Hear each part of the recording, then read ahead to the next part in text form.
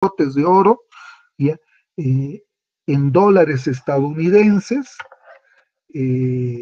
tal vez en joyas, obras de arte, y que constituyen valores dentro del patrimonio físico de nuestro país y que que estas constituyen las reservas internacionales netas, que es algo así como nuestro chanchito de ahorros en el país, ¿no? Es nuestra reserva. Eh, bueno, es una medida económica, en lo particular, que me parece bastante bien, porque nuestras reservas internacionales netas han ido bajando estos últimos años por diferentes factores, compras, inversiones, eh, manejo económico, etcétera, etcétera, préstamos a empresas públicas, etcétera. En fin, ha hecho de que bajemos de 16.000 millones de dólares que en algún momento teníamos, año 2013, 2014, aproximadamente en la actualidad estamos en 4.000 millones de dólares y pico. Sí, con una tendencia a crecer, ¿no? Por el nivel de nuestras exportaciones. Eh, pero ¿qué implicancia puede tener comprar el oro? Es importante. Ustedes saben de que el Banco Central de nuestro país, el Banco Central de Bolivia, tiene un excedente monetario muy fuerte, vale decir, dinero físico en sus bóvedas. Y es mejor tener dinero físico circulando en la economía, ¿ya? Y rescatar el oro físico que está, bueno, que muchas veces se va al exterior, no tan legalmente, pero si se lo rescata y se lo lleva al Banco Central, se lo vuelve lingote y va a formar parte de las reservas internacionales netas, eh, me parece bastante bien, ya en lo personal, ya, tener este oro físico en nuestras bóvedas, ya, que tener los papeles que tenemos actualmente también en nuestras bóvedas. ¿Por qué? Porque los papeles no aumentan su precio, siguen siendo ahí, dinero que todavía no ha salido al público. ¿Ya? Pero el oro físico, por efecto de los cambios internacionales, el aumento del precio internacional del oro, de alguna forma va a subir y nos va a respaldar mejor a nuestra economía. Bueno, me he escapado un poquito del tema, pero era simplemente para ilustrar la situación de este rescate de oro que empieza a hacer el gobierno nacional. Preguntas, estimados alumnos, comentarios, alguna duda que tengan, alguna inquietud.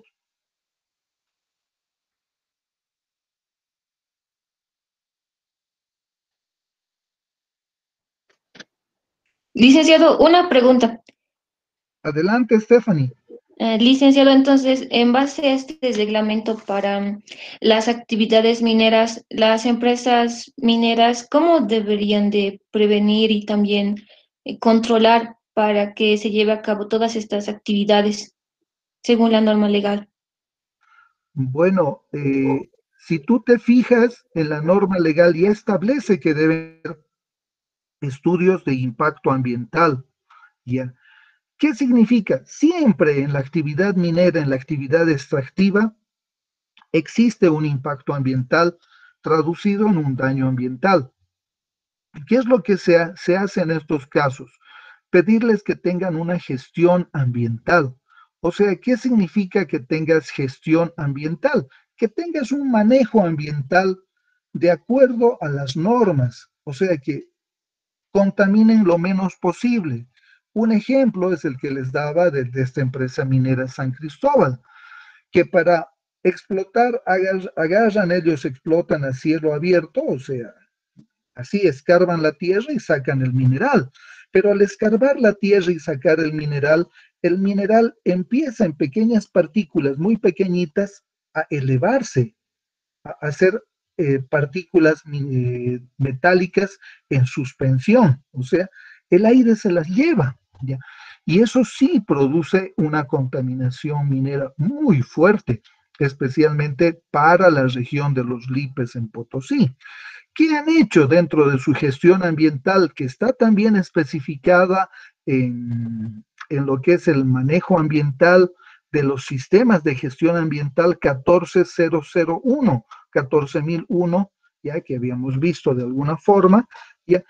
Y lo que mejor se les ocurrió ha sido hacer una carpa alrededor del emprendimiento minero, una carpa gigantesca, ¿ya?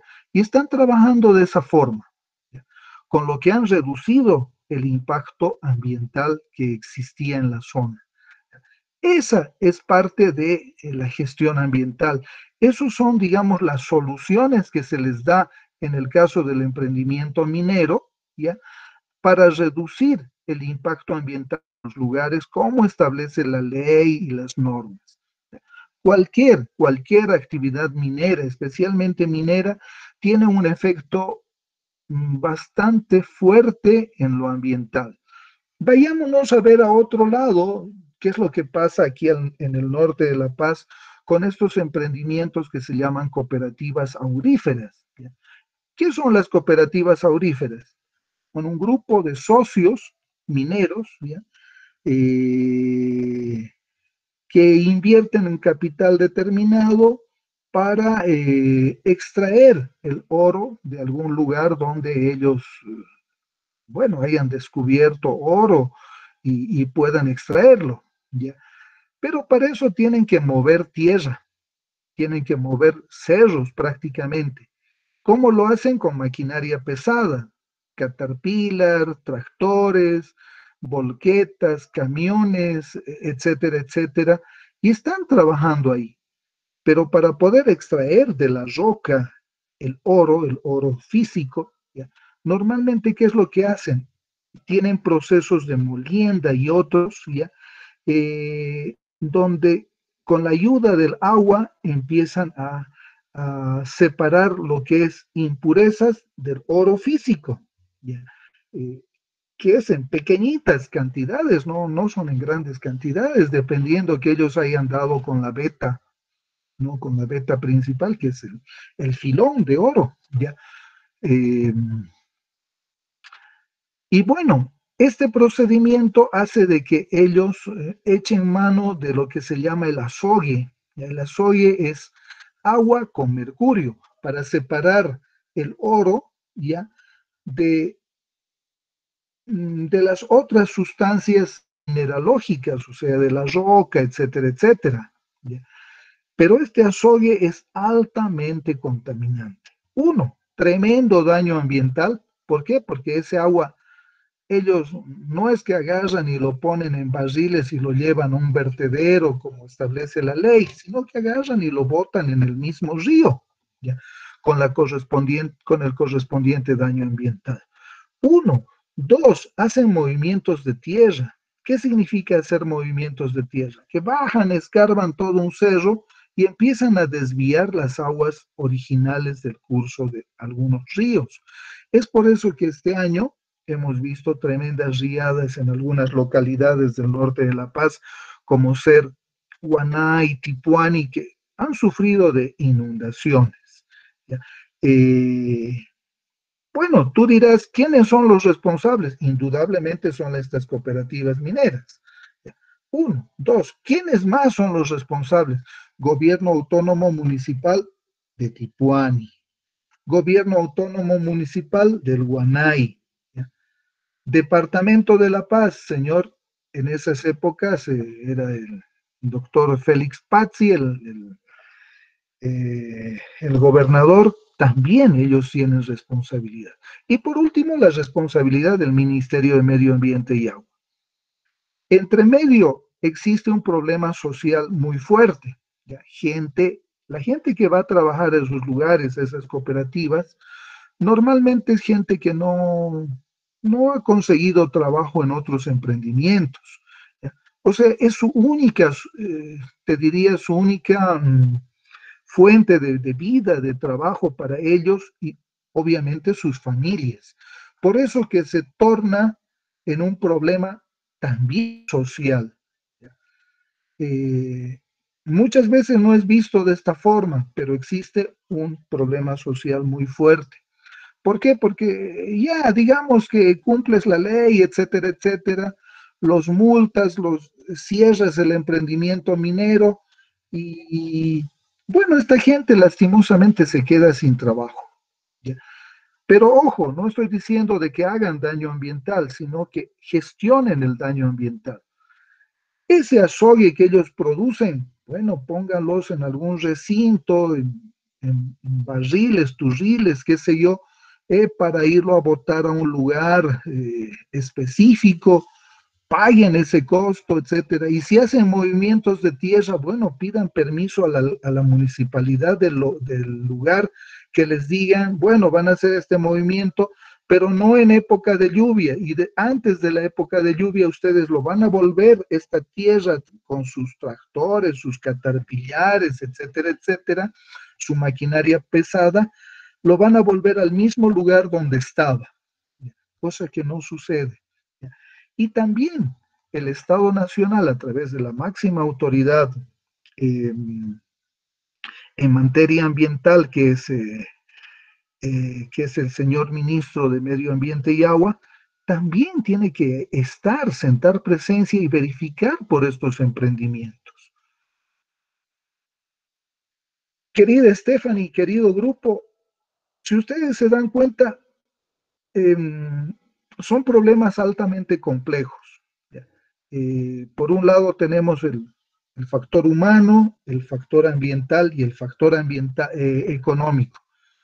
Los tres pilares, si ustedes se recuerdan, que hacen a la sustentabilidad.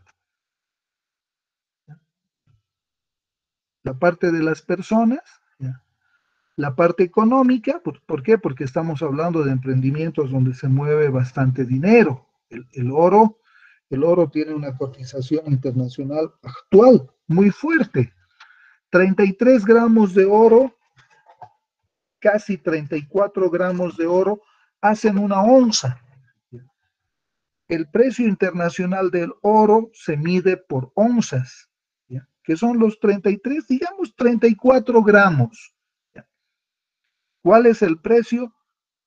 $1,700 que valen 34 gramos de oro.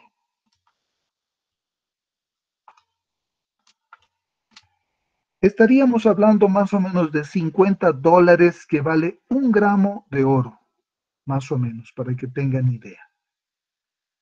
Negocio redondo, negocio redondo.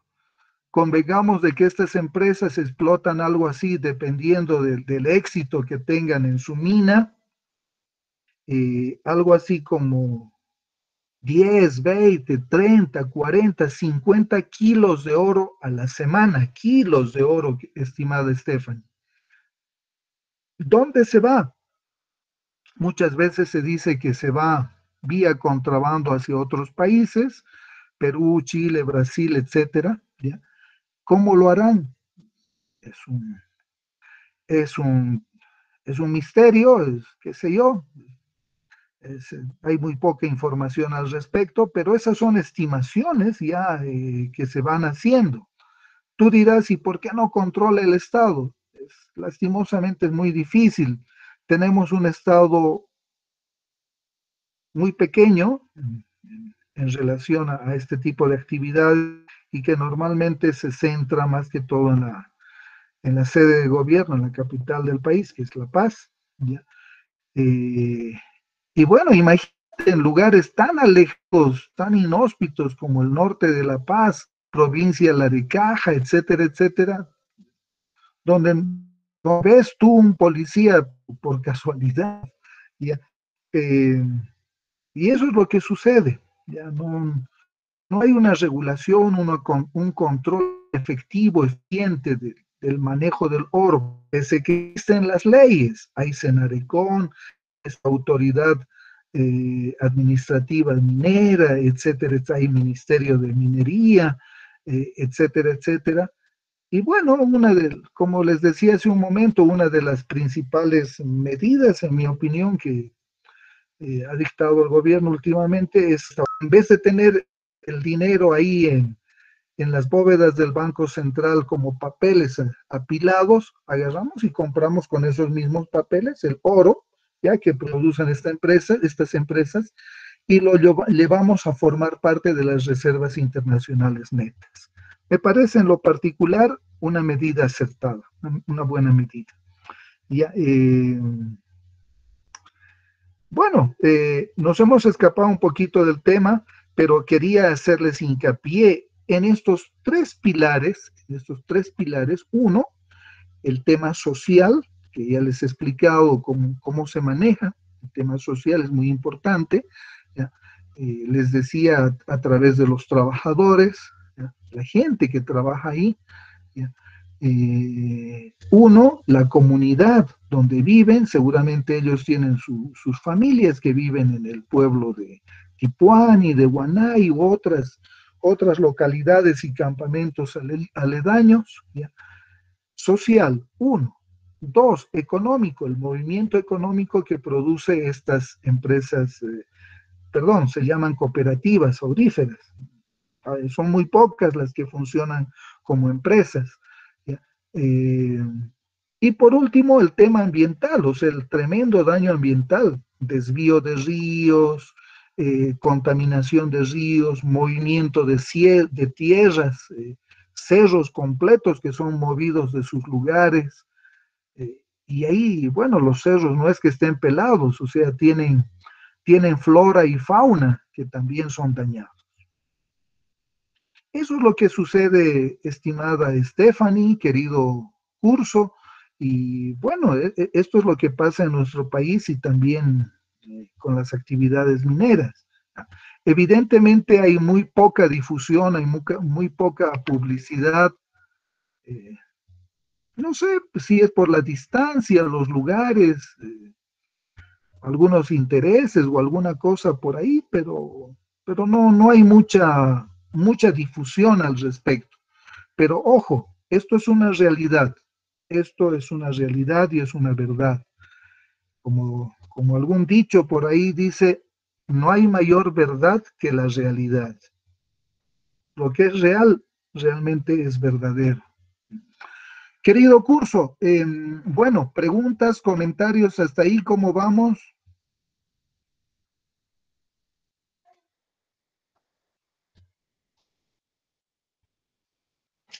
Todo claro, licenciado.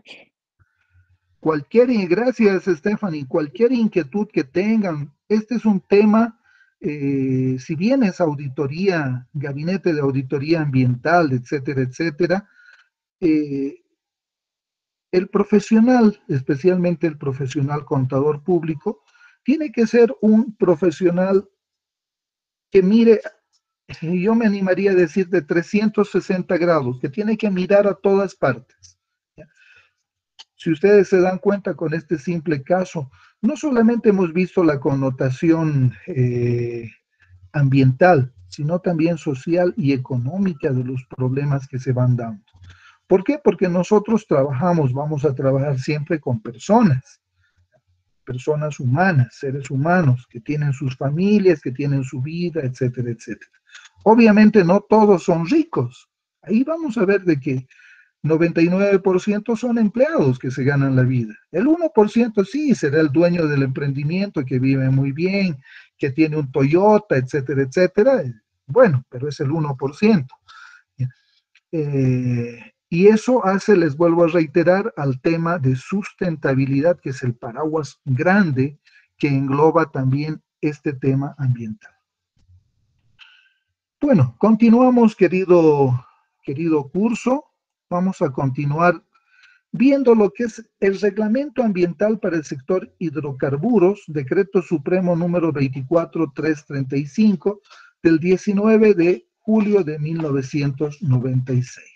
Objetivo, la finalidad de esta norma es la de regular y establecer los límites y procedimientos para las actividades del sector hidrocarburos relativos a la exploración, explotación, refinación, industrialización, transporte, comercialización, mercadeo y distribución del petróleo crudo, gas natural y su respectiva comercialización. O sea, toda la cadena hidrocarburífera, también conocido como el downstream o el upstream, ¿ya? O sea, lo que está abajo, estas son dos palabras inglesas, ¿ya? Del habla inglesa, ¿ya? ¿Qué quiere decir? Downstream, lo que está abajo, downstream.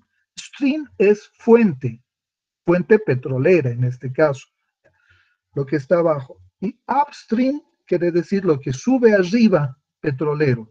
¿Ya? Estas dos divisiones normalmente se hacen de industria petrolera. ¿Ya? ¿Para qué? Para diferenciar las actividades de la industria petrolera. Todo lo referido abajo está relacionado con la prospección, la exploración, el desarrollo, la sísmica. Se hacen grandes inversiones en el sector petrolero. Una torre petrolera, simplemente una torre, lo que nosotros vemos en las películas como una torre petrolera, tiene un costo promedio de 30 millones de dólares. Promedio. Puede ser más, puede ser menos, pero el promedio son 30 millones de dólares. Pues estamos hablando de 210 millones de bolivianos. Promedio de una sola torre. Y en un campo petrolero muchas veces se colocan 10, 20 torres petroleras, dependiendo del éxito o el fracaso que pueda tener el pozo petrolero. Es éxito del pozo petrolero, ¿ya? Cuando se encuentran cantidades comerciales de petróleo o de gas, ¿ya? Pero comerciales, no algo pequeñito. ¿Ya? Tienen que ser en cantidades que justifiquen la inversión, incluso para que estos costos, que se llaman recuperables, puedan ser devueltos por el Estado a los inversionistas que han hecho ese trabajo. Y, el upstream, que les decía, lo que sube arriba, estará más relacionado con el transporte del petróleo. ¿Ya? Si yo encuentro grandes cantidades de petróleo, difícil, y mucho más en nuestro querido país Bolivia, difícil que pueda transportarlo en camiones o en cisternas. Es incómodo, es impráctico, es antieconómico hacer eso. Lo que sí se hace normalmente es llevarlo a través de ductos, oleoductos o gasoductos, el petróleo. ¿Ya? ¿Por qué? Porque son en cantidades grandes, cantidades comerciales. En Estados Unidos muchas veces lo hacían a través del ferrocarril, pero ellos tienen una red de ferrocarriles pues, impresionante, o sea, qué sé yo, gigantescamente impresionante en relación a nosotros. Nosotros en Bolivia apenas si tenemos algunas áreas que trabajan con ferrocarriles y pare de contar, en Santa Cruz, Oruro, que van hasta Uyuni o hasta la frontera con Chile y pare de contar. Eh, la red ferroviaria en nuestro país, lejos de ampliarse, se ha reducido. Les digo esto porque las redes ferroviarias en los países son aspectos estratégicos para el transporte de los productos y también un factor de competitividad para estos mismos productos. ¿Por qué? Porque hacen que el ferrocarril baje los costos de transportes de los productos. ¿Ya? Pero bueno, nos estamos entrando al área de administración, de gestión, de competitividad. Pero es bueno recordar.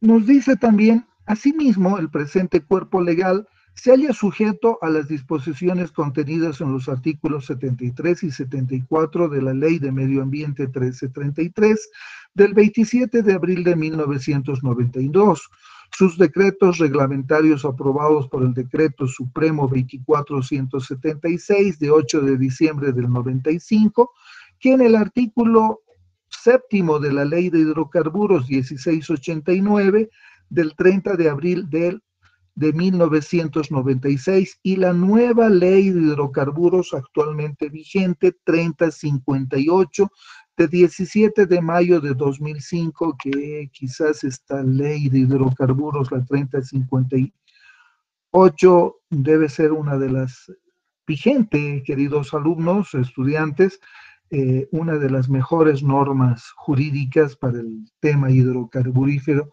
muy beneficioso para nuestro país, etcétera, etcétera. Dentro del marco institucional, ¿qué podemos decir?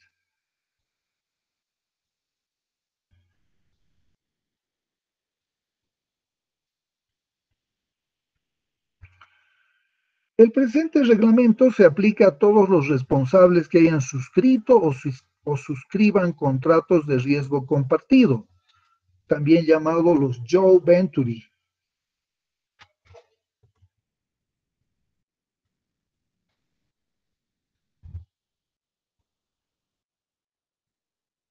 Contratos de operación y asociación y otras actividades o asociaciones de empresas que realicen proyectos, obras o actividades relacionadas con la industria de los hidrocarburos, que operen con los derivados del petróleo y gas natural establecidos en el territorio boliviano.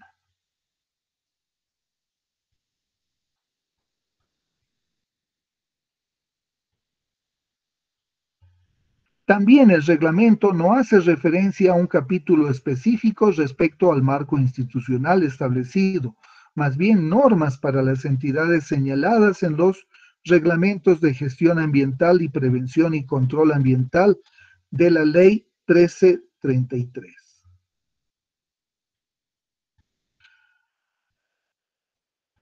Preguntas, comentarios, ¿cómo vamos hasta ahí?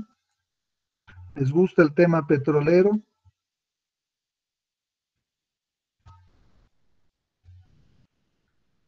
Les digo esto porque el tema petrolero es un tema muy especializado, ¿ya? Eh, Ustedes tienen una asignatura específica, contabilidad minera y petrolera, ¿ya? Eh, Aprovechenla, porque técnicos, auditores, contadores públicos que trabajan en empresas petroleras o en la empresa estatal, la Corporación de Yacimientos, cualquier rato son muy requeridos, o sea, y necesitan de profesionales no solamente especializados en el tema contable como tal, sino también que tengan una formación adicional en el tema ambiental petrolero.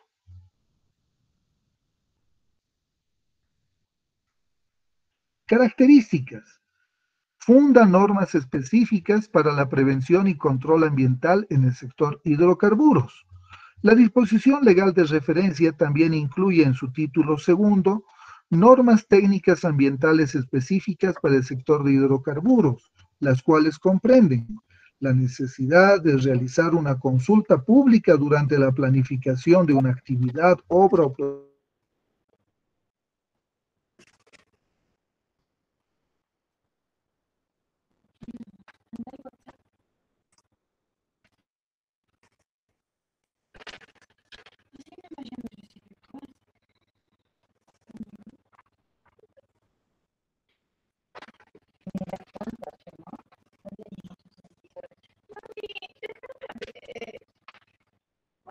que es el S.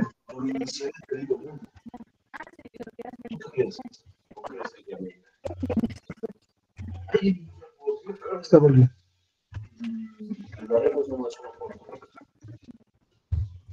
Con este tema y estábamos hablando de Tariquia y de lo que ha sucedido en el departamento de Tarija actualmente está sucediendo. Tariquia es un área protegida, es un área natural muy bella, muy hermosa, ya que es un área protegida, algo así como el Madidi, como el Parque Noel Kemp Mercado, etcétera, etcétera. Pero ¿qué significa que sea un área protegida? Que está protegida de todo tipo de actividad, especialmente la minera y petrolera. ¿Para qué? Para que no varíe su naturaleza. Pero hace varios años se han encontrado grandes reservorios, o al menos reservorios petroleros, y han empezado a trabajar empresas petroleras en la zona.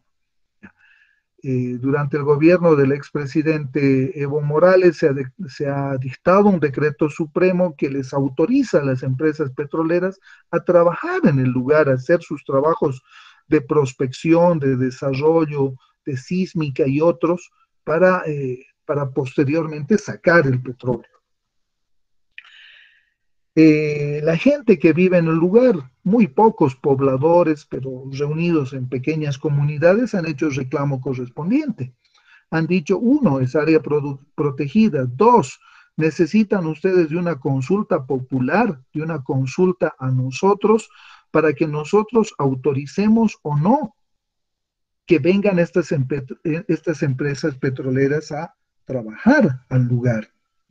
Y es también lo que nos dice esta ley 1333 con relación a la necesidad de realizar una consulta pública, que también está consagrada esta consulta pública en la Constitución Política actual.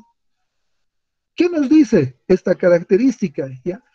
Necesidad de realizar una consulta pública durante la planificación de una actividad, obra o proyecto en este sector, valga la redundancia, en el sector petrolero.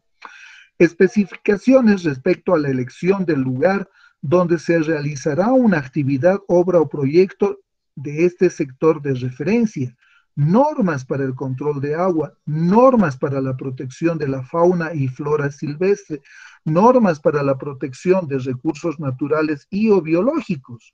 Con referencia al anterior punto tenemos la ley 700, que ya protege a los animales. Normas para el manejo de desechos sólidos y líquidos y sustancias peligrosas, normas para el uso de rellenos sanitarios, normas para el almacenamiento de combustibles, normas para el tratamiento de suelos contaminados con hidrocarburos o productos químicos que son inevitables en la industria petrolera. Son inevitables. El problema es de que no se mantengan estos, sino que se gestionen, tengan una gestión. ¿Qué quiere decir que tengan una gestión? Quiere decir de que, por ejemplo, si van a hacer piscinas, ¿ya?, donde se va a almacenar esto, es producto petrolero, etcétera, o la tierra contaminada, pues no hemos podido controlar cuando ha salido el chorro de petróleo, y que ha mojado todo el sector. Obviamente el sector, la tierra aledaña a estos lugares ha sido contaminado y tiene que sacarse de ese lugar y reemplazarse por otra tierra buena. Pero ¿qué es lo que hacen con esa tierra, digamos, mala o contaminada con petróleo? Tienen que llevarlo a botaderos especiales. Por eso que se requieren normas para el uso de rellenos sanitarios. También nos dice esta norma, que se las voy a mandar, normas para el control de emisiones atmosféricas, o sea, lo que sale hacia el aire. Reglas para la restauración y abandono de un sitio. La ley 1333 establece que cuando hay un emprendimiento de este tipo, en este caso petrolero, ¿ya? ¿Qué es lo que sucede? ¿Ya? Que tiene que haber, después de que han explotado, han sacado el petróleo, han estado ahí 10, 20, 30 años explotando el petróleo, tienen que volverlo a dejar en las mismas condiciones que cuando lo han encontrado. Vale decir de que tienen que limpiar todo, tienen que llevarse toda la maquinaria, en muchos casos chatarra, tienen que desecharlo, etcétera, y dejarlo bonito, lindo, como estaba cuando ellos han llegado. Otro tema es de que se cumpla o no se cumpla, pero eso es lo que establece la ley.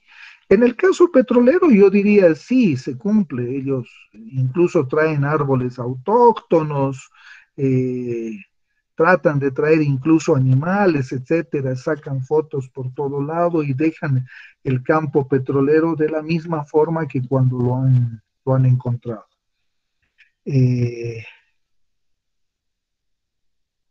¿Qué más? ¿Qué más? ¿Preguntas, comentarios hasta ahí? ¿Cómo vamos?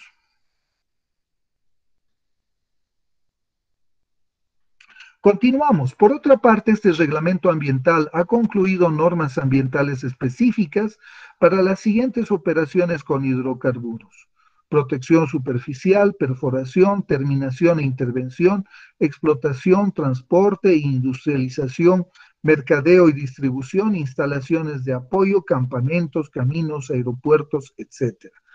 Último, diremos que esta norma incluye disposiciones relativas a los planes de contingencia para los derrames de petróleo, derivados de hidrocarburos, agua de producción y químicos. Sí, eh, muchas veces los accesos a estos campos petroleros son muy difíciles porque atraviesan serranías, ríos, bosques, pantanos, etcétera, etcétera, mucho más en nuestro territorio. ¿Ya? Es por eso que ellos construyen también algo así como aeropuertos, como helipuertos, ¿ya? Para poderse trasladar. Pero en la industria petrolera todo está vinculado con todo.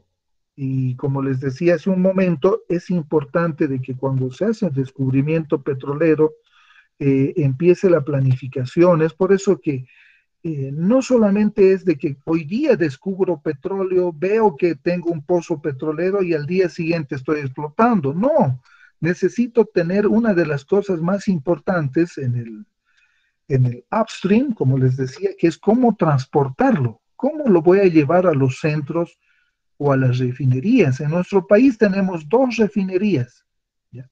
O sea, donde se procesa el petróleo.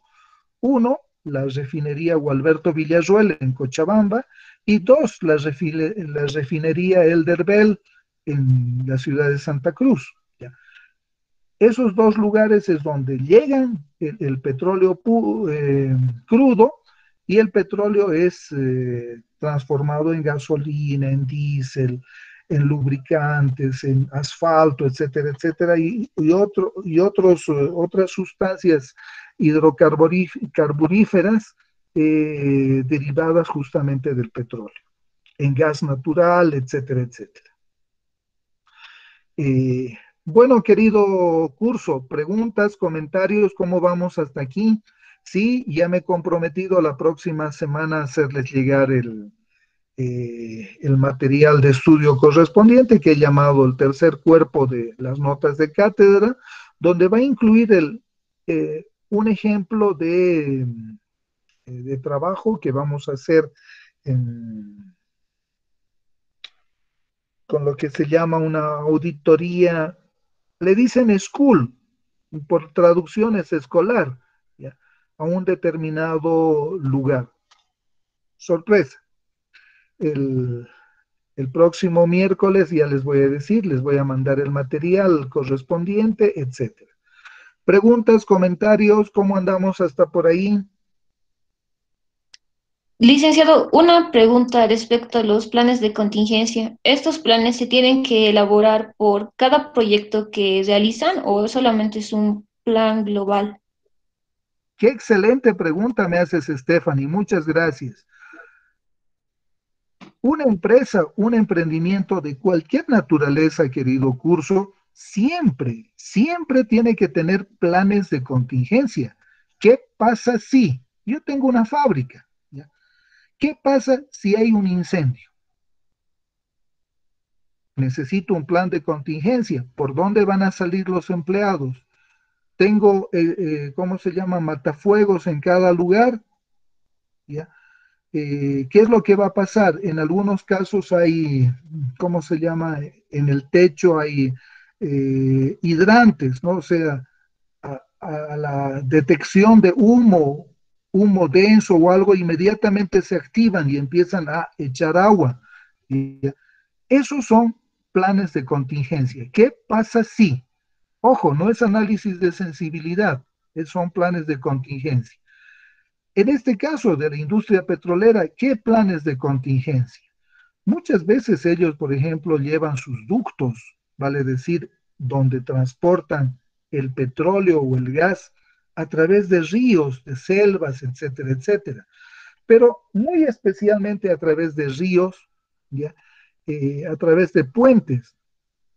Hay planes de contingencia. ¿Qué pasa si este ducto se revienta o sufre algún daño sobre el río? Imagínate sobre una corriente de agua, el daño ambiental que podría causar. Entonces, ¿cuál será su plan de contingencia? inmediatamente hacer verificaciones continuas, seguimiento continuas, valoraciones continuas, verificar que estos estén, qué sé yo, cada cierto periodo de tiempo, por decirte algo, cada semana, verificar cómo están funcionando, etcétera, etcétera. Y el plan de contingencias específico es, ¿qué pasa si hay un derrame? Inmediatamente van a cerrar el curso del río, inmediatamente se tiene que saber, inmediatamente tienen que traer la gente que descontamine, etcétera, etcétera, para que la contaminación no llegue a ser mucho más grande. A eso se refiere con los planes de contingencia que les exigen, ya, la ley de medio ambiente, tener a estos emprendimientos hidrocarburíferos. Este ha sido un ejemplo, pero también puede pasar en la misma planta o en el pozo petrolero. ¿Qué pasa si aquí hay una explosión o un derrame petrolero? Bueno, entonces vendrán equipos especializados a limpiar el lugar, a llevarse la tierra contaminada y a reemplazarla. Eso se refiere, querida Stephanie, querido curso.